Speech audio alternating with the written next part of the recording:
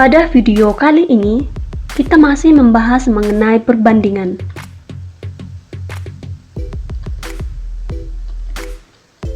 Kegiatan 5.2 yaitu latihan soal menentukan perbandingan dua besaran dengan satuan yang berbeda.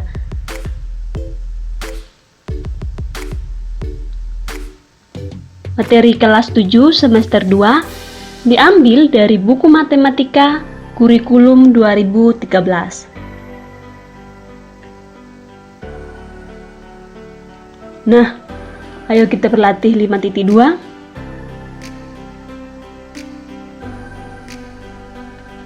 Soal yang pertama. Nah, di sini ada sebuah gambar. Nah, gambar ini adalah getah dari pohon karet. Sumber dari Kemendikbud. Pembibitan karet UD Mutiara Hijau, Desa Pergarutan Baru memproduksi bibit unggul untuk varietas tanaman karet dengan target produksi 1.500 liter getah karet dari 200 pohon. Nah, pertanyaannya, berapakah banyak getah karet yang dapat dihasilkan dari pohon karet tersebut? Oke, kita masuk ke alternatif penyelesaiannya. Kita lihat, kira-kira apa saja ya yang diketahui dari soal ini?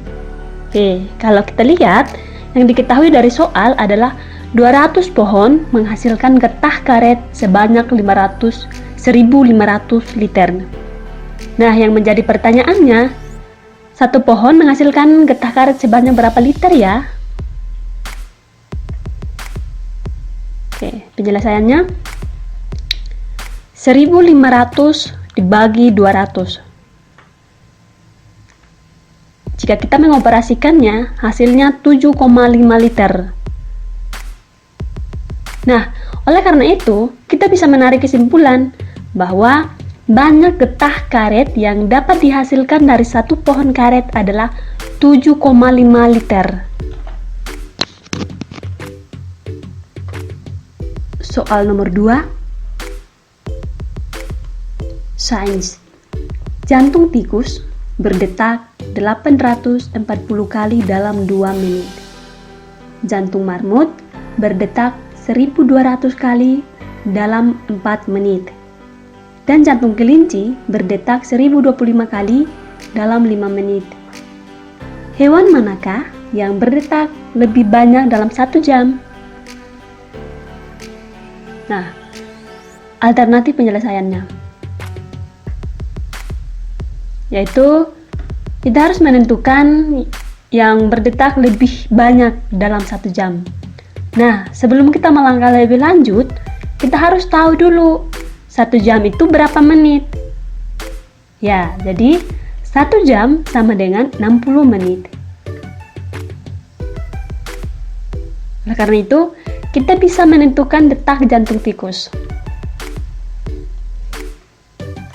Yaitu perbandingannya 840 per 2 sama dengan X per 60. 840 dapat dari mana? Ya, karena detak jantung tikus yaitu 840 kali. Nah, duanya dari mana? Lamanya, itu selama 2 menit. X per 60. 60 dapat dari mana? Ya, karena 1 jam itu sama dengan 60 menit. Karena itu, kita bisa mengoperasikannya, yaitu kedua ruas kita kali dengan 60. Oke, ini 60x, 60 dikali x per 60 sama dengan hasilnya x. Oleh karena itu, ini hasilnya x. Kemudian dapatkan kedua ruas dikali 60, berarti ruas ini dikali 60. Jika kita mengoperasikan, X sama dengan 25.200 kali. Oleh karena itu, kita bisa menarik kesimpulan bahwa detak jantung tikus dalam waktu 1 jam yaitu berdetak sebanyak 25.200 kali. Nah, bagaimana dengan detak jantung marmut? Ya, kita lihat. perbandingannya 1200 per 4 sama dengan X per 60. Ya, sama halnya dengan detak jantung tikus tadi, yaitu 1200 dari banyaknya selama 4 jam, makanya di sini 4. 60 itu karena 1 jam 60 menit. Karena itu sama halnya juga. Kedua ruas kita kali dengan 60. X dikali 60 per 60 sisa X. Dan begitu pun juga dengan ruas ini, kita kali dengan 60. Nah, jika kita mengoperasikannya, hasilnya yaitu 18.000 kali. Oleh karena itu, kita bisa menarik kesimpulan bahwa detak jantung marmut dalam jangka waktu 1 jam yaitu 18.000 kali.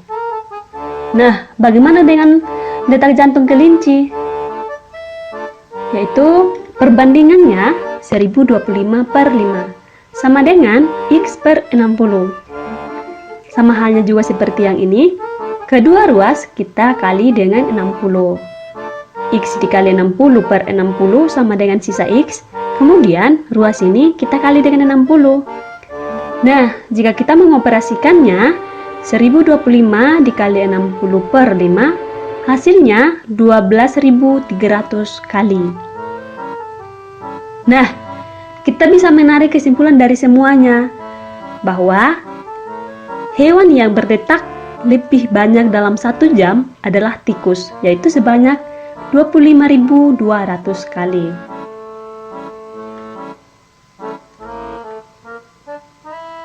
Soal nomor 3. Perusahaan serial memberi informasi nilai gizi kepada pelanggannya. Gunakan pola dalam tabel untuk menjawab pertanyaan, yaitu kalori yang terkandung dalam serial. Tabelnya seperti ini, ada kolom takaran dan kalor. Satuan takaran gram dan satuan kalor sama dengan kalori.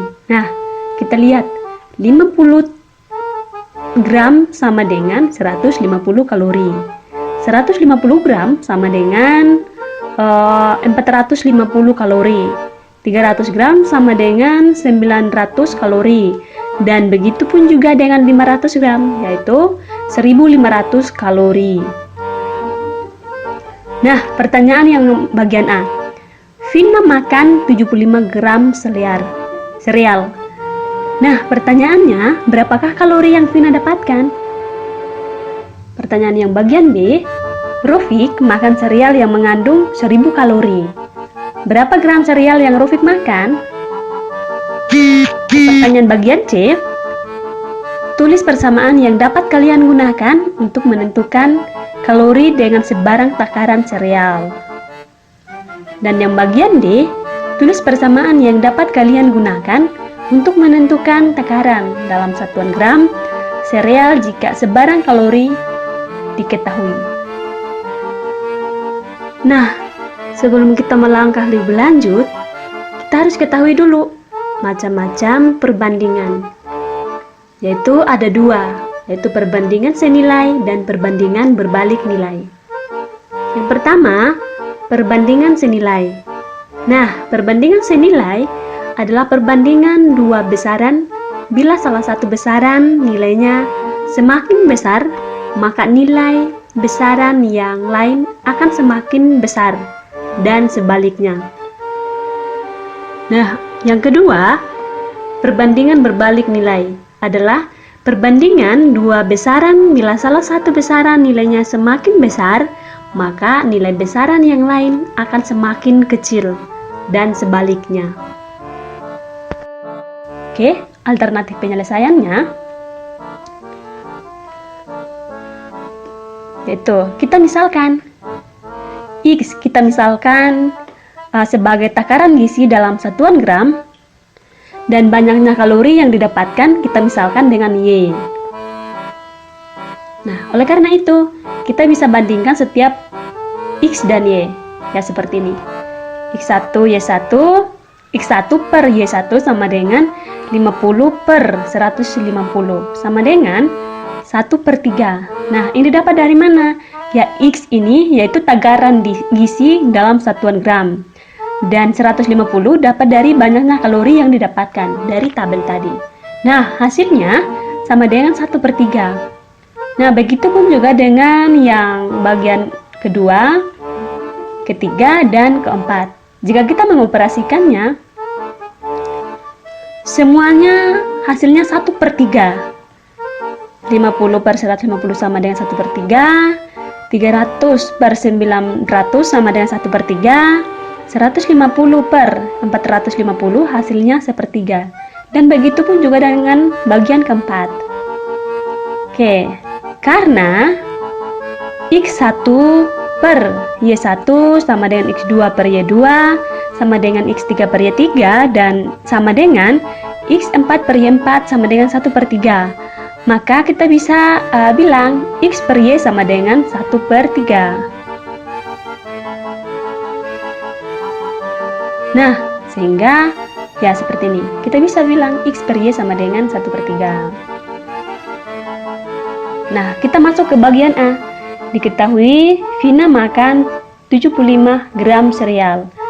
Maka kalori Vina yang didapatkan adalah, kita lihat, yang diketahui X sama dengan 75 gram. Dan yang ditanya, Y sama dengan berapa?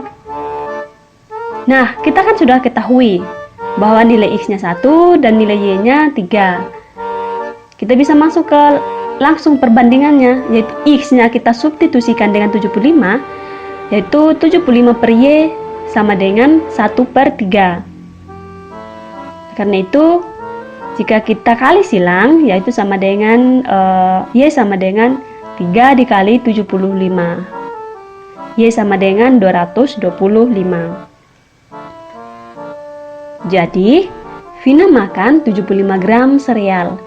Kalori yang didapatkan adalah 225 kalori. Kita lanjut ke pertanyaan bagian B. Diketahui Rofia makan 1000 gram sereal. Maka kalori Rofia yang didapatkan adalah, ya, diketahui Y sama dengan 1000 gram. Tadi kalau yang diketahui itu X, ini kebalikannya. Nah, ditanya, yaitu X berapa ya kira-kira? Jawab, kita masih menggunakan persamaan yang tadi, bahwa X per Y sama dengan 1/3. Kita ganti nilai Y-nya dengan 1000. Oke, jadi jika kita mengoperasikannya, yaitu 3X sama dengan 1000. X sama dengan 333,33. Yaitu 1000 dapat dari mana? Dapat dari 1000 bagi 3. Kedua ruas kita bagi dengan 3. 3X kita bagi dengan 3, hasilnya X. Begitupun juga dengan 1000 dibagi 3, yaitu 333,33. Bagian C, persamaan yang dapat kalian gunakan untuk menemukan kalori dengan sebarang takaran sereal adalah titik-titik. Kita lihat. Nah, kan kita sudah ketahui X per Y sama dengan 1/3. Oleh karena itu, kita bisa mendapatkan Y sama dengan 3X. Oleh karena itu, kalori sama dengan 3 kali takaran dalam gram. Bagian D, persamaan yang dapat kalian gunakan untuk menentukan takaran dalam satuan gram sereal jika sebarang kalori diketahui adalah, mari kita lihat. Nah, di sini X per Y sama dengan 1/3. Oleh karena itu, X sama dengan 1/3. 1/3 Y. Y sama dengan 1/3 Y. Nah, oleh karena itu, takaran sereal sama dengan 1/3 kali kalori. Oh ya, maaf, ini X sama dengan 1/3 Y, kemudian Y sama dengan 1/3 X. Seharusnya begitu. Nah, atau untuk yang cara lainnya seperti ini, untuk yang pertanyaan solusi untuk jawaban A dan B, kita bisa menggunakan dengan perbandingan senilai.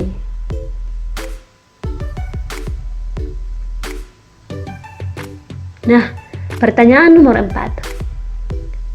Pilihan ganda. Di antara pejalan kaki berikut, yang merupakan pejalan kaki paling cepat adalah titik-titik. A. Rosi berjalan 4,8 km dalam 1 jam. Bagian B. Endang berjalan 9,8 km dalam 2 jam. Dan bagian C. Rosuli berjalan 9,6 km dalam 1,5 jam. Dan bagian D. Rina berjalan 14,4 km dalam 2 jam.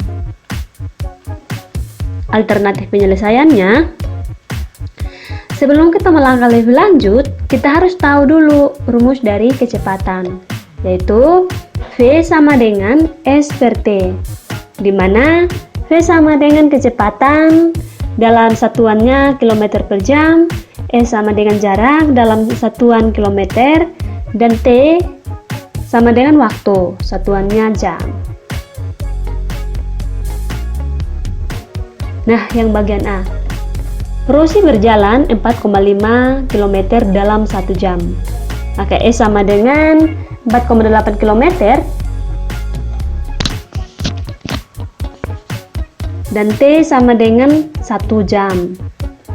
Oleh karena itu, kecepatan Rosi, ya kita bisa menggunakan rumus ini. V sama dengan S per T, di mana S sama dengan 4,8 km dan T sama dengan 1 jam. Oleh karena itu, 4,8 bagi 1 sama dengan 4,8. Oleh karena itu, kecepatannya adalah 4,8 km per jam. Bagian B, Endang berjalan 9,8 km dalam 2 jam. Oleh karena itu, S-nya sama dengan 9,8 km dan T sama dengan 2 jam. Oke, tinggal kita masuk ke rumusnya, yaitu V sama dengan S per T. Tinggal kita mensubstitusikan. S-nya 9,8 dan T-nya sama dengan 2. 9,8 bagi 2 sama dengan 4,9 km per jam. Oleh karena itu, kecepatannya adalah 4,9 km per jam. Nah, bagian C-nya. Rosuli berjalan 9,6 km dalam 1,5 jam. Nah, diketahui S-nya sama dengan 9,6 km dan T sama dengan 1,5 jam. Berarti kecepatan Rosuli tinggal kita mensubstitusikannya. S sama dengan 9,6 dan T-nya 1,5 jam. Nah, jika kita mengoperasikannya, 9,6 dibagi 1,5 sama dengan 6,4. Satuannya apa? Yaitu kilometer per jam. Bagian D, Rina berjalan 14,4 km dalam 2 jam. Nah, kalau kita lihat, S-nya sama dengan 14,4 km dan T-nya 2 jam. Nah, rumusnya yaitu V sama dengan S per T. Tinggal kita mensubstitusikannya. S sama dengan 14,4 km dan T-nya sama dengan 2 jam. 14,4 dibagi 2 sama dengan 7 dibagi 2 km per jam. Nah, oleh karena itu, kita bisa menarik kesimpulan dari keempat ini, yaitu Rosi, Endang, Rosuli, dan Rina. Dari keempat orang tersebut, yang merupakan pejalan kaki paling cepat adalah Rina, dengan kecepatan 7,2 km per jam. Pertanyaan nomor 5.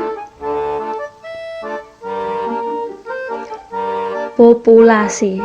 Berikut data jumlah penduduk dan luas wilayah 4 Kabupaten Tapal Kuda, Jawa Timur tahun 2006. Populasi jumlah penduduk 4 kabupaten di Jawa Timur tahun 2006 yaitu pada tabel berikut ini. Ini ada kolom kabupaten, jumlah penduduk, dan luas wilayah. Nah, kabupatennya ada Banyuwangi, Bondowoso, Jember, dan Situbondo. Nah, sumbernya dari data proyeksi BPS tahun 2006. Oke, pernyataannya, RIMA menyatakan bahwa kabupaten yang memiliki kepadatan penduduk per kilometer persegi yang rendah adalah Kabupaten Situbondo, karena memiliki jumlah penduduk yang paling sedikit. Apakah pernyataan yang disampaikan RIMA benar? Coba jelaskan. Nah, alternatif penyelesaiannya. Yang pertama, kita lihat dari Kabupaten Banyuwangi. Nah, Banyuwangi memiliki jumlah penduduk 1.575.086 jiwa dan luas wilayah 5.783 km persegi. Sehingga kepadatan penduduknya, ya, kita perbandingan seperti ini.